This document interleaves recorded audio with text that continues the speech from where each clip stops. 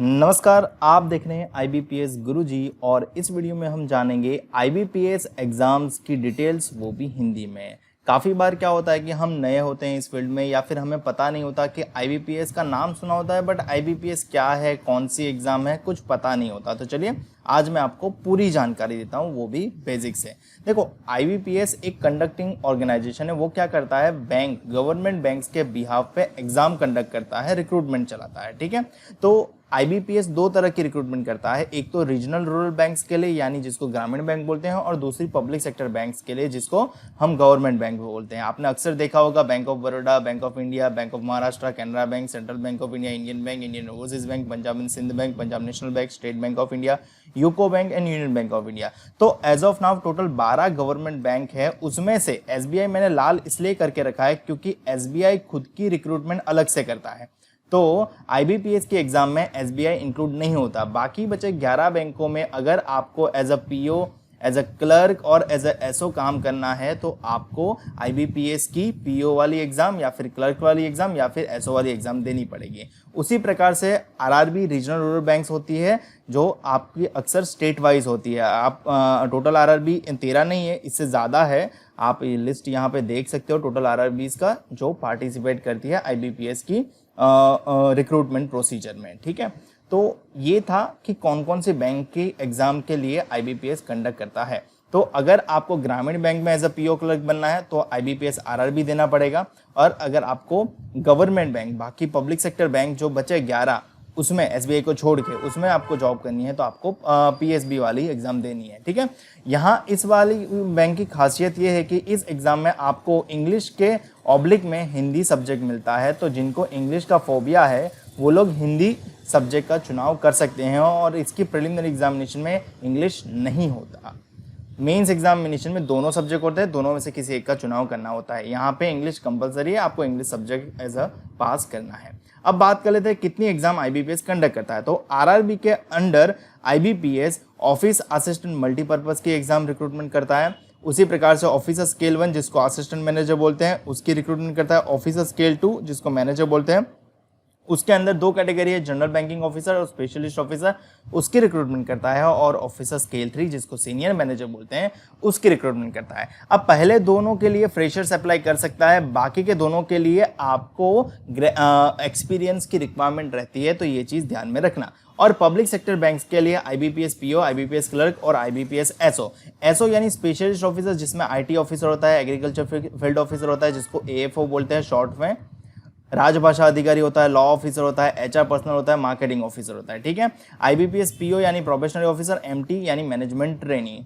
तो यहाँ पे ये तीनों के लिए फ्रेशर्स अप्लाई कर सकता है, बट स्पेशलिस्ट ऑफिसर के लिए आपके पास जो क्वालिफिकेशन चाहिए वो भी स्पेशलिस्ट फील्ड में होना चाहिए। ठीक है, तो चलिए इसके एलिजिबिलिटी के बारे में बात कर लेते हैं। तो IBPS इतनी एग्जाम हर साल कंडक्ट करता है, आपको हर साल ये एग्जाम देने को मिलेंगे, और ऑलरेडी IBPS इस एग्जाम का टेंटेटिव शेड्यूल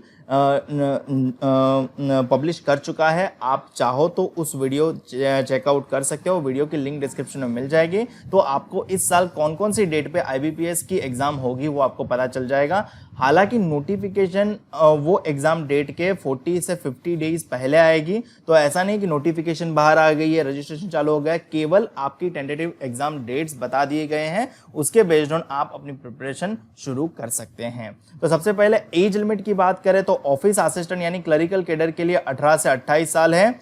ऑफिसर स्केल 1 यानी असिस्टेंट मैनेजर कैडर के लिए आपकी एज लिमिट है 18 से 30 साल यानी मैक्सिमम एज लिमिट 30 इयर्स है। ऑफिसर स्केल 2 और 3 के लिए 21 से 32 साल और स्केल 3 के लिए 21 से 40 साल है। और फिर IBPS PO के लिए एज लिमिट है 20 से 30 साल, यहाँ पे देखना 20 साल है मिनिमम और मैक्सिमम 30 इयर्स है। क्लर्क के लिए 20 से 28 साल और SO यानी स्पेशलिस्ट ऑफिसर के लिए 20 से 30 साल। यानी अगर आप ऐसा मोटा मोटा कैलकुलेट करें तो मिनिमम एज लिमिट ये पब्लिक सेक्टर बैंक्स वालों के लिए 20 साल और मैक्सिमम एज लिमिट ऑफिसर के लिए 30 साल, बट क्लरिकल कैडर के लिए 28 साल। जनरली क्लरिकल कैडर के लिए मेजॉरिटी कुछ एग्जाम को एक्सेप्शन में लाते हुए बाकी सबके लिए 28 साल ही मैक्सिमम अपर एज लिमिट होती है और ऑफिसर कैडर में अपर एज लिमिट 30 ईयर्स होती है। ये दोनों एग्जाम में ज़्यादा इसलिए है क्योंकि यहाँ पे एक्सपीरियंस की रिक्वायरमेंट है, तो उनके अकॉर्डिंग उनकी एज लिमिट में आगे ज़्यादा दिया है। एजुकेशन की बात करें तो कोई भी ग्रेजुएट कोई भी स्ट्रीम से हो,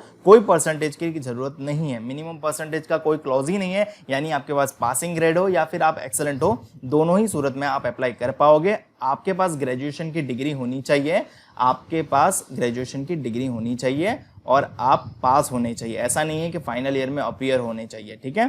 तो आप सभी एग्जाम के लिए ग्रेजुएशन ही क्राइटेरिया है, केवल और केवल एक एग्जाम को छोड़ के जो है IBPS SO, ठीक है। स्पेशलिस्ट ऑफिसर में आपको पर्टिकुलर उस फील्ड का नॉलेज होना चाहिए, तो आपको उस पर्टिकुलर फील्ड का एजुकेशन होना चाहिए। तो मैंने ऑलरेडी डिटेल वीडियो बना के रखी है क्योंकि ये वीडियो काफ़ी लेंथी हो जाती। तो आपको अगर ऑफिसर स्केल 2 के बारे में जानना है, ऑफिसर स्केल 3 के बारे में जानना है या फिर स्पेशलिस्ट ऑफिसर के एजुकेशन क्राइटेरिया के बारे में जानना है, तो आपको वीडियो की लिंक डिस्क्रिप्शन में मिल जाएगी, तो एक बार वो वीडियो ज़रूर चेकआउट कर लेना आपको फर्दर डिटेल्स के लिए, तो आपको पूरी डिटेल्स उसमें मिल जाएगी। अब बात कर लेते हैं सिलेक्शन प्रोसीजर के बारे में। तो ऑफिस असिस्टेंट क्लरिकल कैडर के लिए आपको इतना बता दूं कि preliminary examination, main examination 2 phase में सबके लिए कॉमन है, prelims mains, prelims main, prelims main. But जहां जहां ऑफिसर कैडर है, जैसे कि ये ऑफिसर स्केल 1 असिस्टेंट मैनेजर है, तो वहां पे इंटरव्यू है, PO यानी प्रोबेशनरी ऑफिसर वहाँ पे इंटरव्यू है, और स्पेशलिस्ट ऑफिसर यानी यहाँ पे भी इंटरव्यू है। बाकी क्लरिकल कैडर में इंटरव्यू नहीं है, तो आपका सिलेक्शन जो होगा ना वो मेन एग्जामिनेशन पे ही हो जाएगा। प्रिलिमिनरी एग्जामिनेशन केवल और केवल आपके मेन एग्जामिनेशन में सिलेक्ट होने के लिए ही होती है, उसका स्कोर कभी फाइनल इवैल्यूएशन में कैलकुलेट नहीं होता। तो आपको प्रिलिमिनरी एग्जामिनेशन क्रैक करना है, उसका मिनिमम कट ऑफ क्लियर करना है।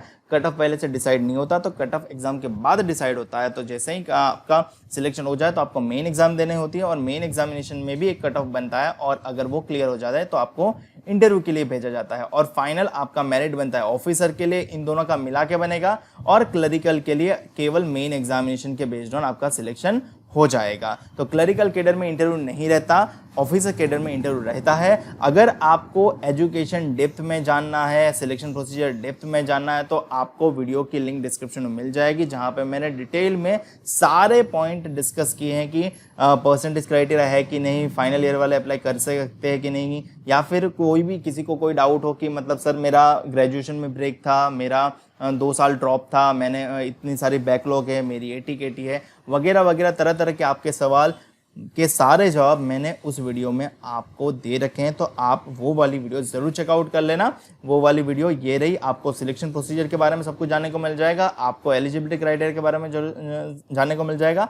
अगर आपको IBPS के अलावा भी सारी बैंकिंग एग्जाम के बारे में जानकारी जाननी है तो आपको इस वीडियो में मिल जाएगा, और अगर आपको सिलेबस के बारे में जानना है तो आपको इस वीडियो में मिल जाएगा। चारों वीडियो की लिंक आपको डिस्क्रिप्शन में मिल जाएगी, तो एक बार डिस्क्रिप्शन में दी गई वीडियोज़ को ज़रूर चेकआउट करें, और ऐसी और वीडियो मिलती रहे उसके लिए आप हमारे चैनल को सब्सक्राइब कर सकते हो, और हमें इंस्टाग्राम पे भी फॉलो कर सकते हो। इंस्टाग्राम पेज की ID IBPS_गुरुजी।